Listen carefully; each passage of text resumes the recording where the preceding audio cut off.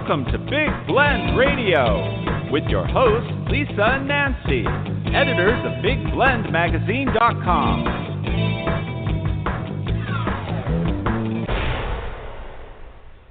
Well, 2020 has definitely been one of the most challenging years, not only in this country but around the world. Suicide rates are higher over this, whether people are worried about finances, whether they're worried about health of loved ones. So many people are going through so much, and sometimes we can get in our own way of moving forward. And I think this is probably one of the best books that you can utilize to move forward as we go into 2021, shift our attitudes a little bit. And the book is called Move On, Mother Effer. Did I say that correctly, Nancy? Move on, Mother Effer. Live, laugh, and let shit go, because you really do. You can't keep dwelling on it. And we're very excited to have the author, who's a board-certified psychologist, Jodie Eckleberry-Hunt, to join us to talk more about her book and how to move forward. Now, her book, again, is Move On, Mother Effer. It's out now. You can go to jodieeckleberryhunt.com. You can get on Amazon, all those great stores. And also ask your local bookstore to carry it, too, even if you have to get it online through them. So welcome to the show, Jodie. How are you? I'm great. Thank you for having me on. Hey, now, did I say that okay? Because I kind of stumbled there a little bit. I was like, oh, don't say it, Lisa. Don't say it. And you know you want to. Well, the beauty of it is there are many different variations that you can use. So I think you said it just great. Okay, there it is. And you have it on the front cover of your book, obviously. And have you had any feedback in regards to people going, using those words, or, that you always heard in school, and teachers and even parents will say, like, it's a sign of not being intelligent and coming up with a correct word by swearing. Have you had any feedback like that since your book's come out? Well, it's the only feedback like that I've gotten has been my mother, who's appalled, horrified. We didn't raise you like that. How does this make me look? And I've had the only logistical issue I've had is I can't advertise on the book on social media because they won't let me advertise with words like that. But I do want to say that what you said is exactly why those words are so effective, is because we store them in a special part of the brain, and they're taboo. They're off limits because we've been told our whole life we shouldn't use them, which is what makes them so powerful. So I think that's why they work.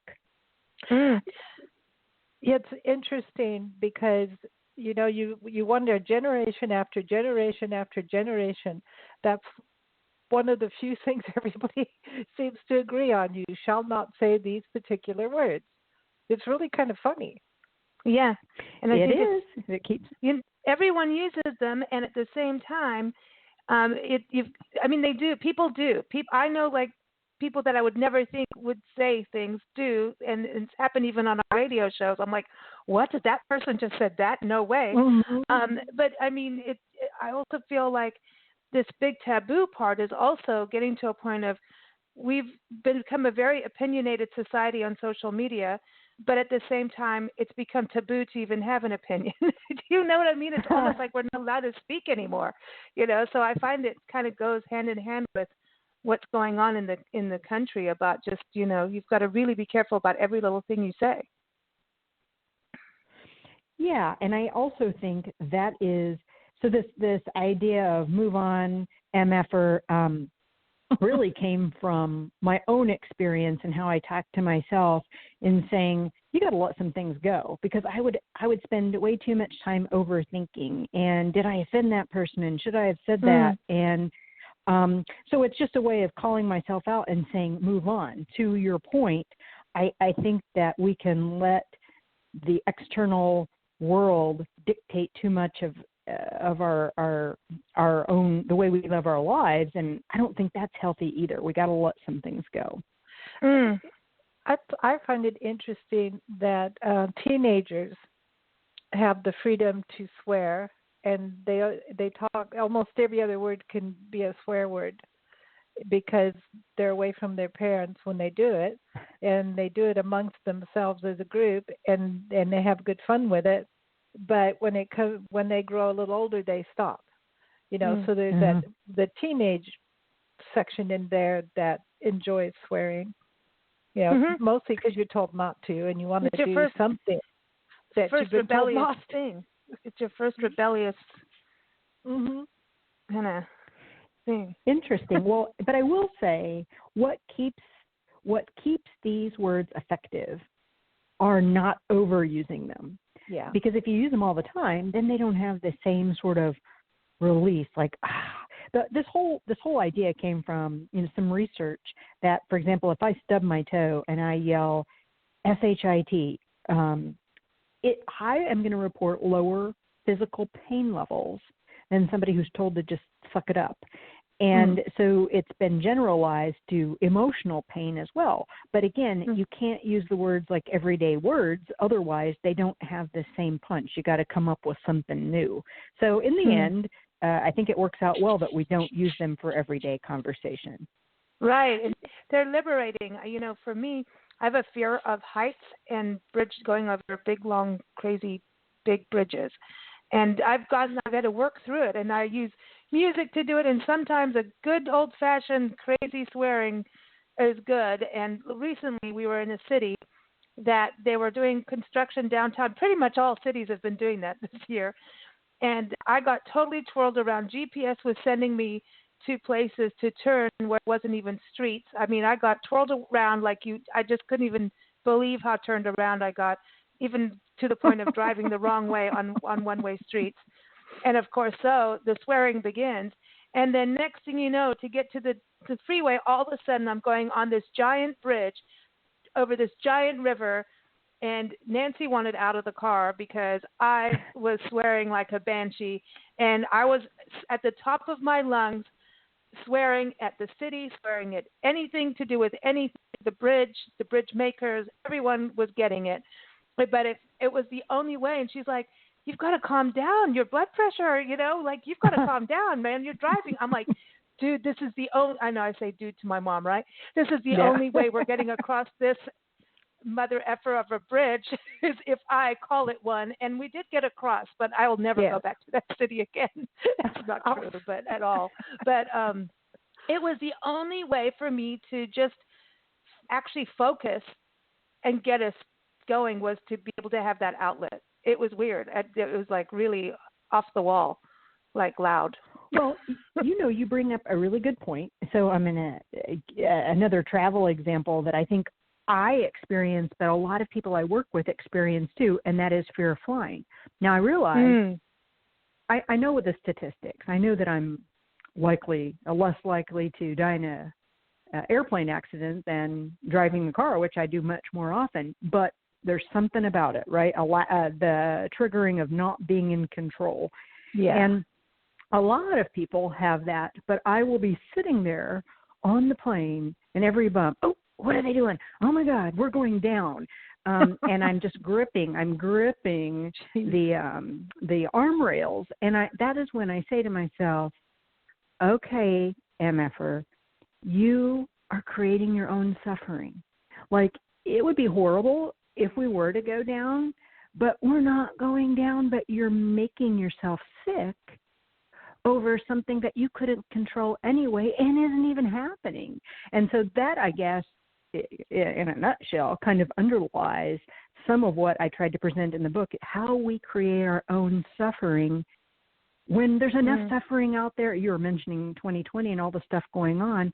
There's a lot of bad stuff going on. And the point is not you just move on, you just forget it. I mean, if we could, that would be super easy, but we can't. There's a lot of stuff going on. But how are we making it worse in creating our own suffering over things that we can't control?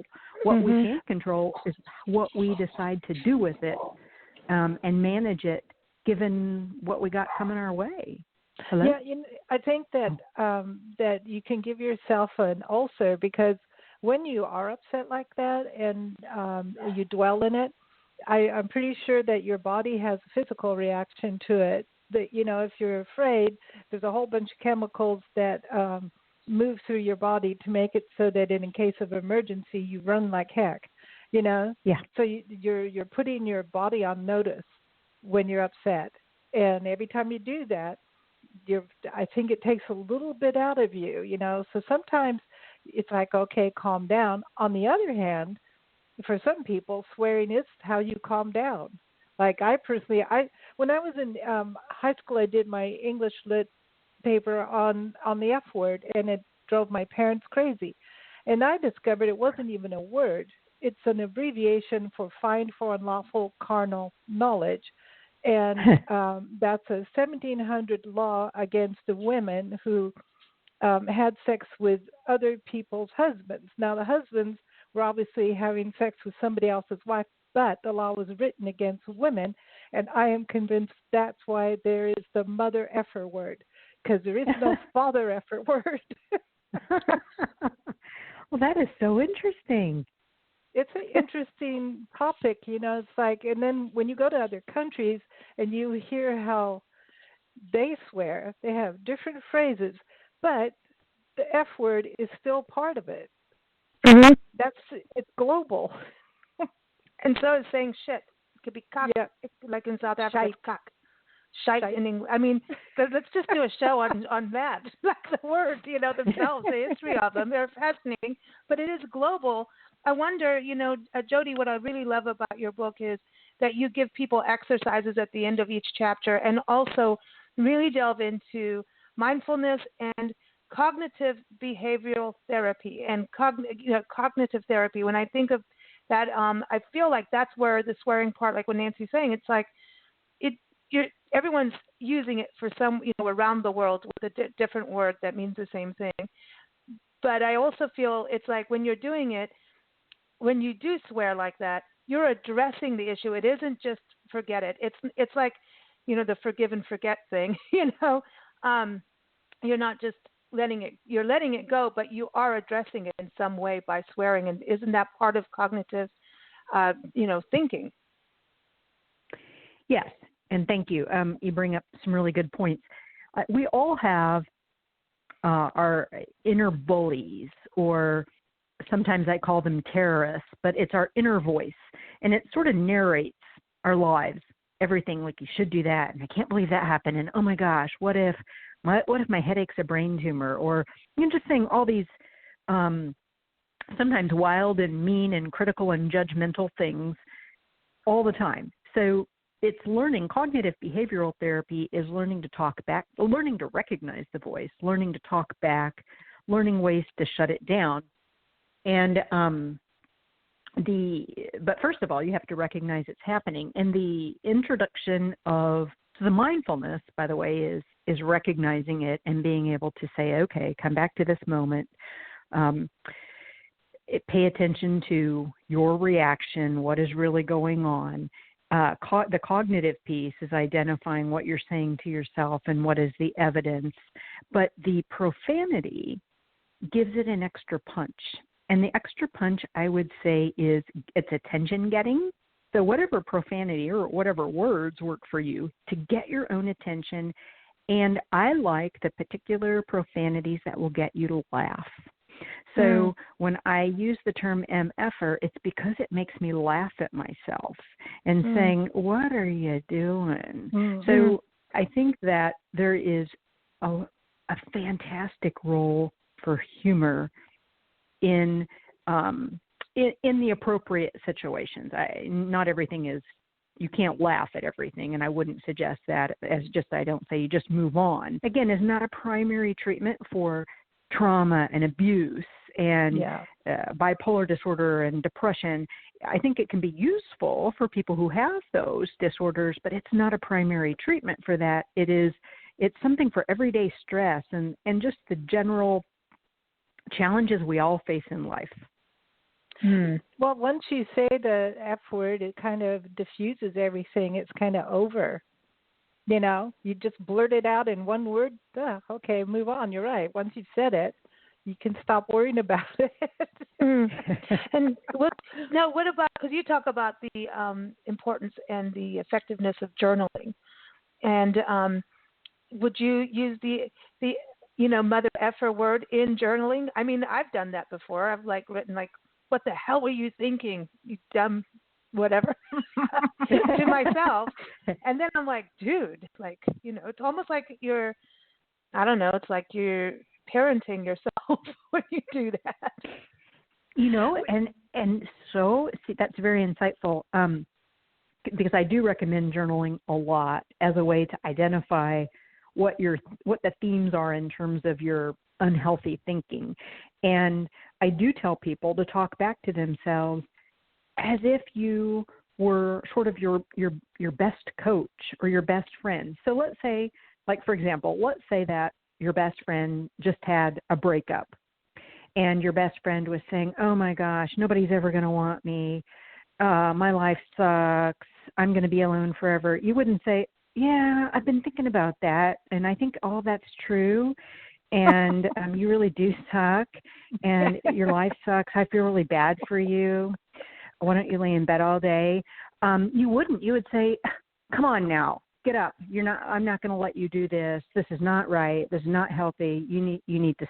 So I do talk about using journaling for that, but not beating yourself up, not calling yourself names, but I guess in a not calling yourself names in sort of a mean, judgmental way, but kind of a coachy way. And although I don't personally, when I journal, I don't use terms when I'm calling myself names, but I'll say, okay, that's BS, and you need to stop. Yeah. But it's whatever works for you. You made me laugh when you were talking about, okay, yeah, I feel sorry for you, like that sucks, and, like wah, wah, wah, and you get into that self-pity mode.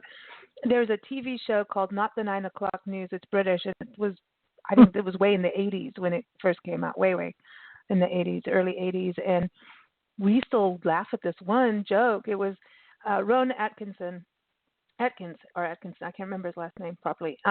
He was doing this whole thing as a preacher, and going on like, and this happens, and you're feeling this way, and then like all of this negative stuff that you're going through, and then he just looks down and he goes, well, I'm sorry, God just wants you to have a rotten life, doesn't he?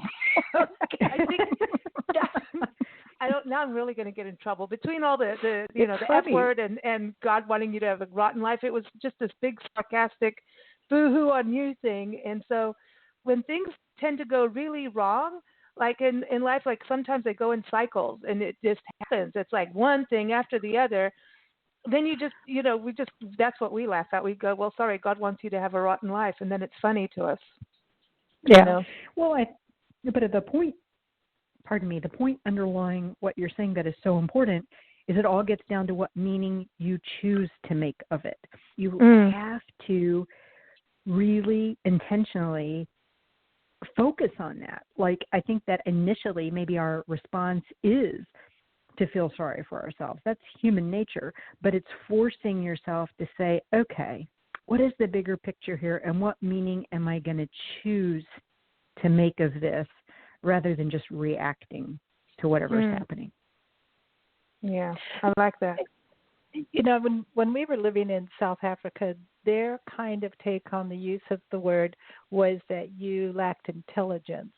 And I remember one employee, our magazine was coming out, and I was pushing to have it on time, and she wouldn't do what she's supposed to do. And so I was using the F word a lot around the office, and she turned to me and she goes, my father says that that's a true sign of a lack of intellect.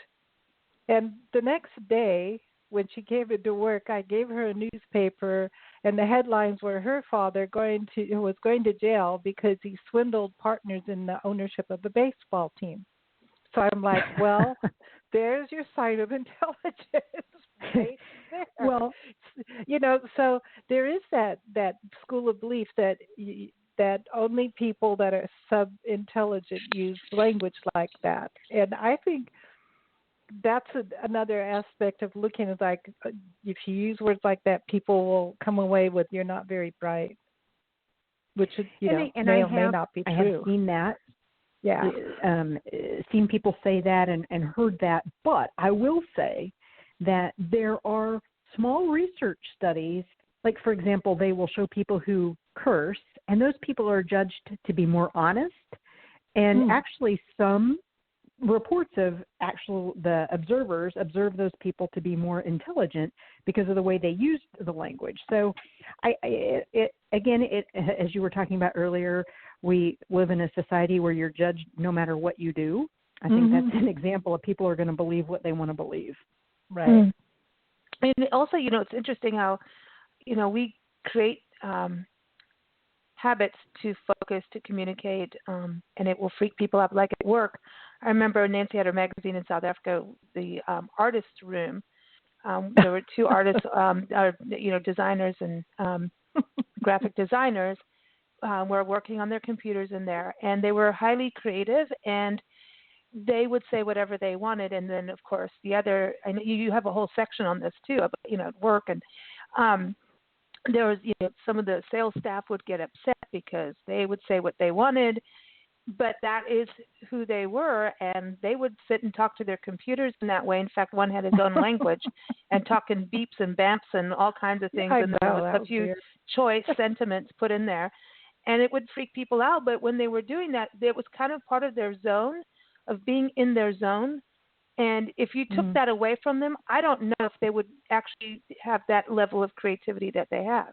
It's weird, I don't think they would. No. No, they wouldn't. Because at first, when I was trying to run a clean office, that just didn't work. It just didn't work. And so the office became, at the end of the day or halfway through the day, we could have a drink if we wanted, because it was my office. And if you wanted to swear, go for it. Because the publication business is extremely difficult, and especially if you're in print. And you had to have some kind of release. And the more you bottled it up, I mean, people would off themselves, Some people kill themselves over this kind of business. So it's like, it's just easier to swear. It's a lot more fun. Well, you bring up a really good point, because I was finding myself thinking how interesting to be able to have all those different experiences in different countries and just to compare different societies. But I found myself thinking it all gets down to this approach may speak to some people and other people it doesn't, but it's respecting that we all have different ways and it's whatever works. I think for everybody, it's figuring out what works for you. And what works for you might not be what works for other people, but also respecting that people have different styles. And again, as long as they're not hurting anybody, what works for them. There's like a religious aspect for some people. There's the intellect aspect for some people. There's the you were brought up with no manners aspect for some people. Yeah, there's all those things, So when you do use swear words in front of people, you're most decidedly going to offend someone in some way. There's the offending thing. That's something I'm thinking of now with everybody working from home, families having to suddenly coexist. And yes, there's a lot of barking dogs and backgrounds of Zoom calls and work calls and recordings and even our radio shows, you're going to hear dogs a lot. That's just the way it is wherever we go. But I think about people now having husband and wives or, even families. Suddenly their relationship dynamic is going to change a little bit and some are going to be totally annoyed with each other. I know that you talk about toxic and codependent relationships. And I find that interesting because you may want to be able to say, hey, have this book. How do you give a book like yours to someone else without having them tell you where to go? Well, that's an interesting question. I suspect it gets down to what kind of relationship you had with the other person. I feel like my book has a healthy amount of humor and covers a lot of different topics so that the person you're giving it to might not necessarily know which topic you're suggesting they address. But I think in the end, it could also, I have joked with people around the holidays. I say, it's a great gift to give to family. But it can just be, I think people looking at the title, I find that the reaction I get most often is people burst out laughing. Yeah. And I think that is maybe that can take away some of the sting. Even if there is a deeper message, you can kind of, it's sort of my approach with kids. I have teenage sons. I don't always come at it in a very direct way. I kind of hook them into the conversation in other ways, and before you know it, I've made my point, and they're more responsive because of how I've packaged it. I think it's when you read it, then you kind of look, oh, I found this interesting, and you could find something it is a fun title for sure, because I think it just gets down to realities. It's straight up. There's no frills around it, or there's no BS all around it at all. It's just that's how it is. One thing, the relationship part, I think is important. Dealing with that now, I think people are getting on each other's nerves, even on social media. I think the pity you can't advertise this on social media, because I think people are finding out how strong or not strong their relationships are. Maybe that this is a good time to really start working on them, so that you can keep going together instead of maybe quitting, or sometimes you may have to. Do you have to leave sometimes, in relationships, right? But a book is a good start to it, because sometimes people can't afford to go to therapy either, So I think this is a good start, right? Yeah, and that's my point exactly. People have asked, why did you write this? And I said, essentially, I feel like I have a different voice to share, and not everybody's going to go to therapy, and not everybody wants to read a big fat book either. So I tried to do the skinny version and talk in everyday language for the person who maybe isn't going to go do psychoanalysis, or can't afford psychoanalysis, or doesn't necessarily see the value in that, but which is just for those people who don't know, is an extended sort of free associating way of doing therapy. It's not the therapy I do, but you're exactly right. I, in my office, am starting to see more and more couples come in, and I laugh and saying that when you spend all of your time together, the mystery is completely gone. And so in general, for people who are struggling with 2020, with relationships, or even just the anxiety and the agitation and all of that, my point is the same. We're having to put a lot more energy into self-care, into relationship care, a lot more thought and energy. It's not automatic. And I think it's important now, especially with the political divide. Not just the political divide in the country. There's social divides. There's human divides of beliefs that are just really running deep and causing a big gap between communication. As we travel, it's very interesting. We are able to sit down with people of different political beliefs and have a conversation. So it's not like what you see on social media. And then it's like you can have these conversations. However, on social media, you're seeing everybody have this big divide, and you're seeing actual actions having a big divide. I mean, we've had riots, and at the same time, we've had peaceful protests. So there's this, I don't know, it's kind of like we're drawing lines in the sand, and I feel that's a very, very scary thing about what we are doing as a whole in society. It's not just this country. This is something global. We're starting to draw these big lines and thinking everything is black and white, and that's just not the way life is. That's what I think your book really kind of helps, because I feel like we have to clean our own doorstep before we clean others, right? So it's kind of like we need to take stock of ourselves before we try to tell everybody else what to do. I'm not saying that we get to be perfect first, right? Because that's never going to happen. Well, I think what I think is behind a lot of that is fear. And we become afraid, and then we become rigid. And so we retreat, and we're not as open-minded. And so where I say very clearly, we feel what we feel. And, you can't help your feelings, but you can help what you do with them. And you should never let your feelings just drive your behavior. I say then it's like the crazy MFer driving your bus.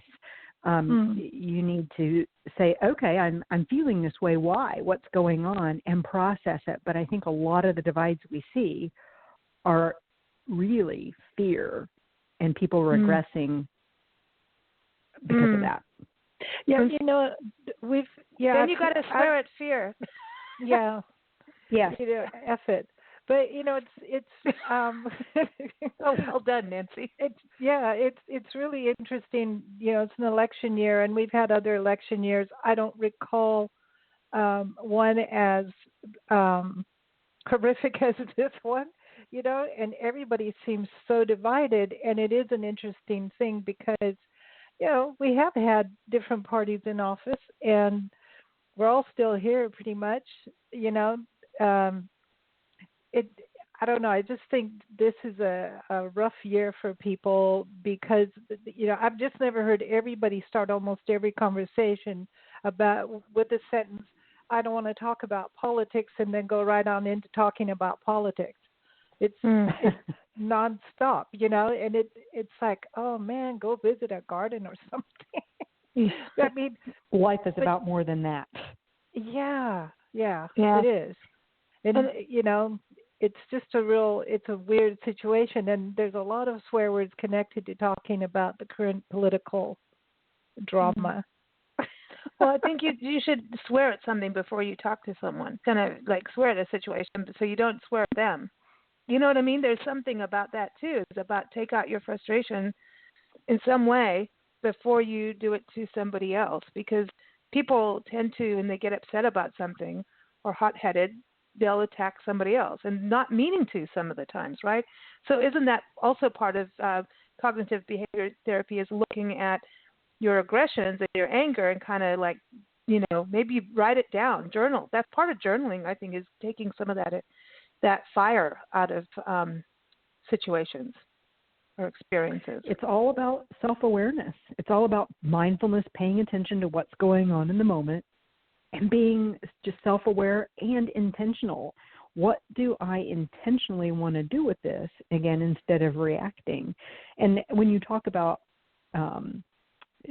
all the divides, and I think, unfortunately, we've become afraid of difference.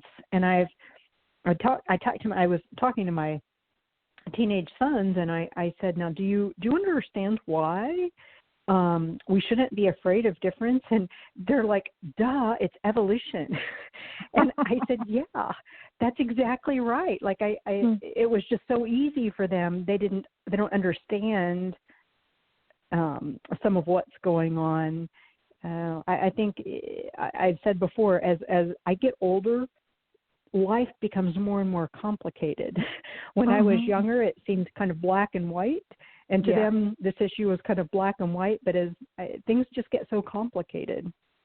It is complicated. That's why I think you do have to have that time. Do you think that people should have a quiet moment with themselves every day, like the beginning and end of the day, just to kind of go through? I wonder, like, you know, that we even take time to just think about things, like personally, to shift things around. Yeah, and some people do meditation as a means for that. My quiet time would be the journaling. So I think other people, it is as they exercise. People talk about the rhythmic nature of running or being on the elliptical machine and processing their thoughts. So there are many different ways to have the quiet time. Other people walk in the evenings, but absolutely. I think so. I think it's necessary to do it. I do that when I drive. That's my thing. Except for bridges. And then swear at everybody as I'm driving. Yeah, that's walking is good. Getting out of nature, getting some fresh air, and laughing. Yeah, you bring such a good point up about laughing. Because if you don't laugh at things, even scary things, I mean, I remember Nancy and I going through a series of wildfires when we lived in California. We evacuated 7 times in a year and a half. And one of the evacuations, I mean, everything's in the car. You know, back in the day of file cabinets, you know, when we used to have those things, you know, that was in the car of all our, you know, magazine client papers and our cats, and everything's in the car. And the cars, yeah, even hitting each other out of the driveway. Remember that? Reversing into each other, Nancy? trying to get out before the fire. And then going back, and then another fire happening, and we had to run back to the house, and we had a friend with us, and we finally got gas in the car. It was just one of those evacuations where finally you got gas. And I remember seeing beer at the gas station. I'm like, oh, dude, we so need a beer. So it's just like you couldn't get things. When all these fires were raging, and we were in a little mountain town, and so you're kind of surrounded. It was a scary time because there was only one way in and one way out, and there were arsonists setting fires at the base of the mountain. And so it was a very scary year and a half, and it was very traumatic for everybody. But I remember running back thinking our house was going to be fine, and then all of a sudden we needed to run back and really evacuate, like our place was on fire. And so we get to the house with our friend, and you can see the fire's coming, and we all turned around and looked at each other. We had a beer, went take time for a cool one, and got the giggles. And just had to laugh.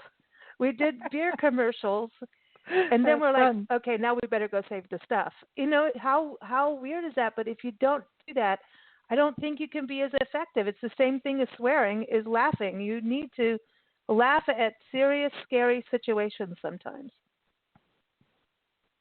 I agree. And I realize that not everybody feels that way, but I mean, if there again is a release, and I think it's incredibly powerful. Yeah. I read once that kind of behavior is actually a form of hysteria and letting go of hysteria. So it's, that it's you're fighting am I going to completely lose my mind here and totally be hysterical and then become a person who can't act when you need to act the most and the quickest. So that kind of humor is actually a form of hysteria and a release to that hysteria so that you can function. Yeah. So I think, and I will share with you same thing. I'm in like I said, I had 2 teenage boys, and they want to be face-to-face in school. They're home.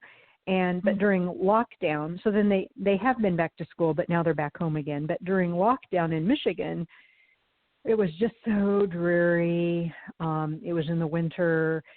They aren't happy. I hadn't been happy because I'm trying to stay on top of their work and figuring things out. And I had gone to the grocery store. I came home, and they were both sitting at their computers. And I was long and had a long mouth at that point, frown. And all of a sudden, I put down everything, and I just started dancing in the kitchen. No music, right?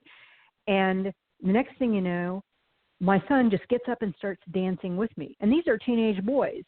And the third one kind of looked over and sighed, and then he couldn't take it anymore. And all 3 of us were dancing in the kitchen. And it provided that moment of levity. There was so much that we weren't happy with but couldn't control. But I reminded myself, there's going to be a time in my life when I'm going to look back and wish I had my kids at home with me.